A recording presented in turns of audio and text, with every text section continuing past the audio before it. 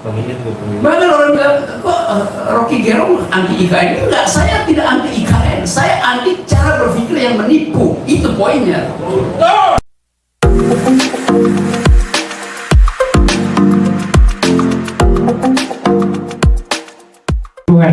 Silakan. Yang kedua, karena kami yang ada di depan ini sangat memuliakan wanita, maka pertanyaan kedua kami berikan kepada mahasiswi. Pada mahasiswi ada? Ada dari mahasiswi? Mama. Atau silakan mahasiswa. Sisi kiri yang pakai baju hitam.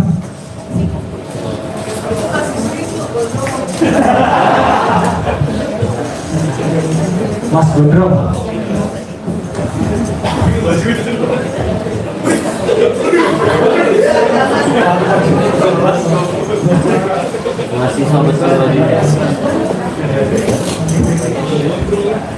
Ya baik, Assalamualaikum warahmatullahi wabarakatuh. Shalom, Om Swastiastu, Namo Buddhaya, salam kebajikan bagi kita semua. Hidup mahasiswa, hidup rakyat Indonesia, hidup wanita yang melawan. Merdeka.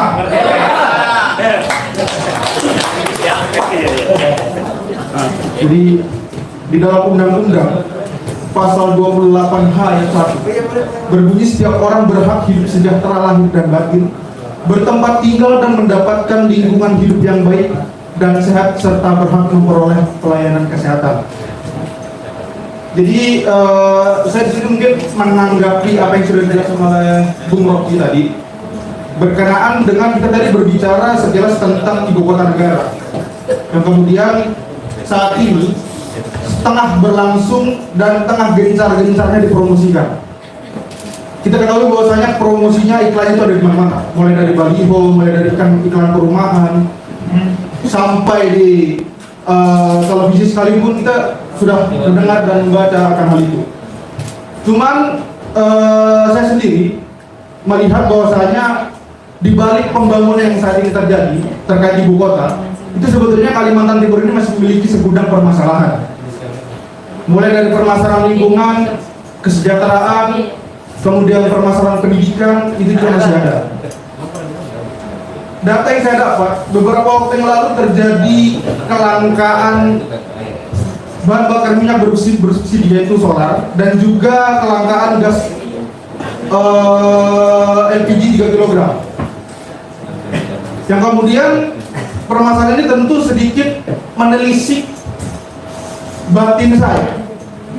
Kenapa kemudian Kalimantan Timur yang memiliki kontribusi 26% sebagai penyumbang bahan bakar minyak Indonesia, itu justru di dalamnya terjadi kelangkaan, terutama bahan bakar minyak bersubsidi. Kemudian dari sisi lingkungan, di Balikpapan sendiri ada beberapa kasus seperti misalkan kasus smelter di mangrove. Dan yang saya dapatkan datanya terkait hutan yang ada di Kalimantan ini sebesar 70% hutan di Kalimantan Timur, di mana 60% dari hutan tersebut itu merupakan hutan produksi. Secara logika dasar bagi saya, ketika kemudian hutan tersebut dirambah dan dirubah menjadi daerah-daerah yang tidak menyediakan ruang resapan air, otomatis ini akan berpengaruh kepada ruang-ruang kehidupan. Contoh misalkan terhadap ekosistem hutan yang ada. Bagaimana kemudian dengan konsep yang ada bahwasanya ibu kota ini digadang-gadang akan memiliki konsep green city, blue city atau apapun itu, apakah ada jaminan bahwasanya kawasan hijau ini tetap ada? Padahal yang kita tahu sebelum ibu kota negara pindah ke sini, itu permasalahan lingkungan seperti tambang dan hutan itu sudah ada, dan saat ini itu belum sepenuhnya teratasi. Kemudian dengan ibu kota datang dan ditetapkan di Kalimantan Timur dan ditetapkannya di daerah yang terbelakang juga, di mana di sana sebagian besar kawasannya masih hutan, walaupun memang sebagian adalah lahan pemerintah. dengan mobilisasi ratusan hingga jutaan penduduk dari seluruh Indonesia yang mayoritas dari Jawa, itu memiliki potensi bahwasanya akan bertambah permasalahan-permasalahan yang ada di ibu kota. Yang saya khawatirkan sebenarnya satu aja, Bu. Ketika kemudian ibu kota negara dipindahkan ke Kalimantan Timur, justru permasalahan di ibu kota yang lama itu dibawa ke sini. Bukan hanya hal-hal baiknya saja yang dibawa, tapi hal-hal negatifnya. Yang saya tahu, Jakarta dulu di tahun 50 dan 40-an itu sebagian besar wilayahnya masih banyak hutan, masih hijau. Namun sekarang kita tahu bahwasanya kawasan terbuka hijau di sana, lahan resapan air di sana berkurang drastis. Dan kekhawatiran itulah yang kemudian menelisik akal pikiran saya, bagaimana kemudian Kalimantan Timur yang kita tahu bahwasanya sebagian besar wilayahnya adalah hutan, itu nantinya akan hilang. Nah, jadi sebenarnya ada satu pertanyaan yang kemudian ingin saya tanyakan, bagaimana pandangan Bung Rocky sendiri apabila ibu kota itu tidak sesuai dengan ekspektasi di awal, yang direncanakan di awal? Apakah Bung Rocky kemudian akan menyuarakan ini lebih keras lagi, atau seperti apa, Bu? Karena yang saya tahu juga dari masyarakat tidak sepenuhnya mendukung di Kalimantan Timur. Mungkin seperti itu, Bu. Terima kasih. Oke, jawab pendek-pendek ya. Oke, saya akan jawab lebih pendek dari pertanyaan Anda.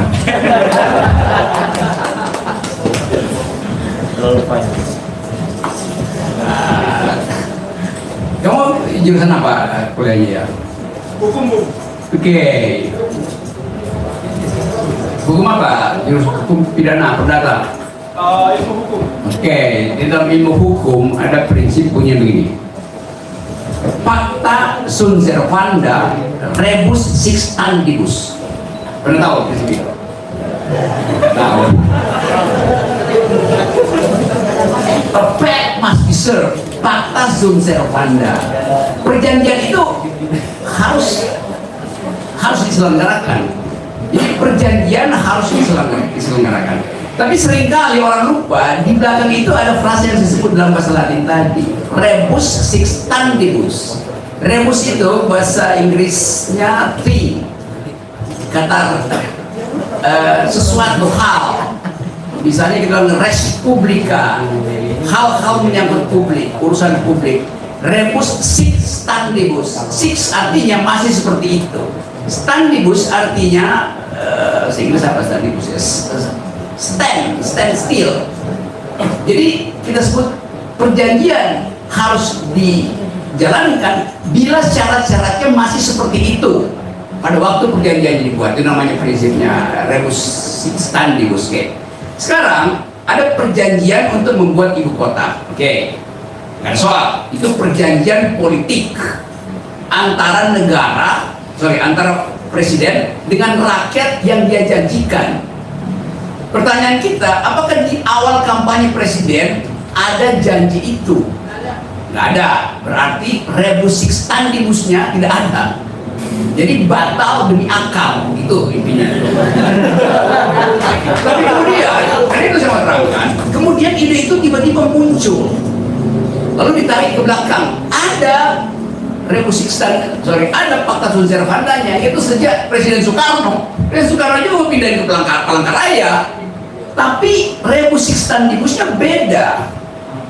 Presiden Soekarno menginginkan ada ibu kota yang dibangun sendiri oleh rakyatnya. Oke. Sekarang Presiden Jokowi bilang, oh iya itu kita bangun sendiri juga. Tapi investornya investor asing, arsiteknya arsitek asing semuanya. Oh itu nggak ada soal, karena dunia udah berubah. Mending kita pakai tenaga asing untuk bangun itu. Nggak ada soal juga tuh. Pacta sunt servandanya. Soeharto juga mau pindahin, SBY mau pindahin ke Jonggol, tapi batal juga. Kenapa? Bukan karena rebus sic stantibusnya, tapi skala ekonominya waktu itu tidak memungkinkan. Itu perjanjiannya batal karena terlalu berat buat anggaran. Sekarang juga begitu, orang mempersoalkan skala ekonomi kita belum cukup untuk membiayai ibu kota yang 400 triliun, yang kemungkinan besar berubah jadi 600 triliun lalu jadi 1.200 triliun. Jadi dari segi itu kalau saya Sri Mulyani teman baik saya, dia pusing dari mana cari uang itu. Tapi Presiden Jokowi bilang oke, nggak usah dipikirkan itu. Itu adalah proyek swasta murni. Itu namanya Fakta Sunt Servanda. Sekarang beliau hianati sendiri Fakta Sunt Servanda, yaitu pakai APBN. Di situ saya marah itu. Karena APBN itu adalah hak anak Kalimantan untuk sekolah. Itu intinya. Saya nggak persoalkan prospeknya, saya persoalkan versi hukumnya. Anda berjanji dulu, oke. Anda tidak pernah berjanji untuk bangun pindah ibu kota. Kenapa sekarang ada? Oke. Artinya kan, ucapan pemimpin itu kita pegang. Soalnya, Presiden bilang bisa kita bangun lewat APBN. Saya tanya pada Sri Mulyani, ada berapa surplus APBN Anda yang Anda simpan itu? Ada 200 sampai 300 triliun. Itu hak saya. Nggak boleh negara itu menyimpan tabungan. Itu gila negara. Kalau bapak Anda bilang saya punya tabungan, terus Anda nggak dapat uang jajan, uang kuliah, itu bapak Anda artinya pelit. Jadi dia miskinkan Anda supaya tabungannya tetap utuh. Kalau kita cek mau pakai apa tabungan itu, ya mungkin mau pakai kawin lagi. Mungkin. Itu juga kecurigaan saya. Kenapa negara punya surplus dengan ekspor komoditas, batu bara dari Kalimantan Timur, sawit di Kalimantan Timur diekspor, APBN masuk 200 triliun, tapi nggak balik ke Kalimantan Timur. Mau dipakai apa kalau begitu? Itu yang kita tanya. Kan anggarannya nggak dipakai, itu artinya korupsi. Dia mesti habis anggaran itu. 2023 tahun politik, maka saya menduga dengan keras, dengan analisis akademis, uang itu akan dipakai untuk membeli suara dalam bentuk money politics. Kenapa? Orang yang miskin gak bisa makan, dikasih amplop sedikit dia pasti hura-hura. Dan itu yang paralel dengan yang sekarang lagi dilakukan oleh Pak Jokowi, musyawarah rakyat dari mana-mana. Padahal beliau sendiri bilang, oke, kita akan bikin pemilu. Tanya pada KPU, udah dapat duit belum? Gak ada uang masuk. Berarti pemilu bakal batal. Diganti oleh apa? Musyawarah rakyat. Duitnya dari mana? Ya duit APBN yang dipakai untuk main politik. Yang adalah hak mak-mak yang kekurangan oksigen di puskesmas, sehingga harapan hidup ibu yang melahirkan itu akhirnya banyak yang morbiditas naik. Jadi saya tagih itu. Bahkan orang bilang, kok Rocky Gerung anti IKN? Enggak, saya tidak anti IKN. Saya anti cara berpikir yang menipu. Itu poinnya. Dan bahkan saya usulkan, kalau bisa, IKN itu mahal sekali itu. Bikin aja di setiap ibu kota, ada 34, bikin istana kepresidenan. Murah tuh. 1 triliun. 34 provinsi cuma 34 triliun. Jadi setiap ibu kota ada istana kepresidenan. Itu sama juga efeknya kan. Nanti dibikin jalan juga, nanti dibikin bendungan juga tuh. Tapi itu tidak mengambil hak mak-mak untuk membayarkan masa depan anaknya. Sekarang saya terangkan kenapa saya tentang itu. Presiden Jokowi bilang 2045 harus dihasilkan bonus demografi. Bagus idenya. Apa itu bonus demografi? Kemampuan intelektual bangsa ini akan melampaui kemampuan intelektual Eropa dan Amerika yang struktur kependudukannya itu harus membiayai orang tua. Itu namanya bonus demografi. Bonus demografi itu bukan antara kita dan negara lain. Itu namanya bonus demografi. Sekarang bayangkan, Indonesia sekarang angka stuntingnya itu udah 2 digit, 11-12%. Stunting artinya anak yang kekurangan gizi, kekurangan protein, kekurangan vitamin di usia formative years-nya dari 5 ke 11 tahun, 10 tahun kemudian IQ-nya akan berkurang 25%. Lalu apa yang mau dipertandingkan dengan Vietnam, dengan Filipina, dengan Malaysia. Kalau dari awal stunting kita tinggi, cek angka di Kaltim, mungkin 20% stuntingnya tuh. Jadi itu yang saya sebut ketidakadilan di dalam penganggaran. Kenapa? Karena ambisi untuk memperlihatkan mercusuar yang namanya IKN. Yang saya tentang bukan IKN-nya. Dari segi environment ethics pasti saya nggak setuju. Tetapi perjanjian perdata tadi yang tidak dipenuhi, tidak berjanji tiba-tiba ada, berjanji tapi lain pelaksanaannya. Janji pakai bisnis ternyata pakai APBN itu. Kan itu hak kita untuk bertengkar. Nah sekarang pertanyaan saya, di mana tempat dari 10 juta anak-anak yang stunting kekurangan gizi itu di jalan tol? Apakah mereka akan ngebut di situ bawa BMW dari Banjarmasin ke Samarinda, balik lagi ke Balikpapan, muter-muter di situ? Apakah anak-anak itu nanti akan ada di jalan tol dengan BMW?